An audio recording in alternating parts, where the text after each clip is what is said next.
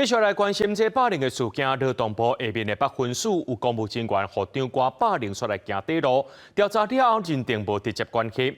劳法署的副署长黄玲玉表示，虽然谢基勇无对员工直接霸凌，但是情节重大。真正的劳动部长柯明春也出面，除了会室的也表示遗憾，强调迄个时阵伊是完全唔知。目前行政院长杜英泰下令，类似事件一礼拜内要完成调查。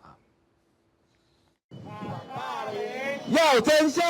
劳动部劳动力发展署北分署公务员加体路的事件，凸显员工过劳，还有分署长谢基勇哪像长期甲下司霸凌，时代力量甲基进党再起劳动部抗议，针对代志发生了后2礼拜才公布，还有调查的结果表达不满。劳动部副署长黄玲玉，伊正做调查报告访谈员之一，伊讲调查小组拍拼找出真相，不过因为时间真短，确实有所限制。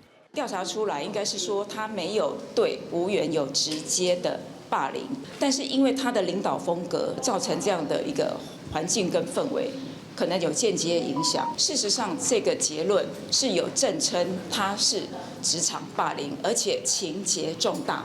有风声讲2月份就有劳法署的同仁顶情，迄当阵的政务处长王安邦就约谈谢基勇，迄当阵的部长柯明春嘛互指控讲是假案。针对这点，伊讲迄当阵无法度随知影而且处理，伊感觉真失礼嘛真遗憾，嘛强调讲伊迄当阵并唔知这件代志。 王安邦次长要约谈谢宜荣这件事情，我真的不晓得。他约谈他之后，照理说要往上呈报，也没有。有牵涉到职场的霸凌，我一定是零容忍，我一定送政风，把它查清楚。如果是有这种情形，我们当然要惩处。不过代志发生到大，当事者谢基勇一直拢无出面。20透过声明讲伊有反省，嘛有找律师强调讲，这个员工行底路的原因，甲伊管理的风格失当并无关系。而且劳动部考察会结果出来，副署长谢基勇记2期大过，确定免职。 部长何伟山口头请示，至于请假并不出席行政议会。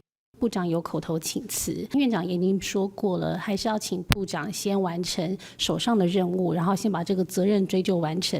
也有若干部会已经被检举、被揭露有类似的行为，我再次的重申，1周内完成调查，有就处理，没有就查看内部的这种反应机制够不够安全。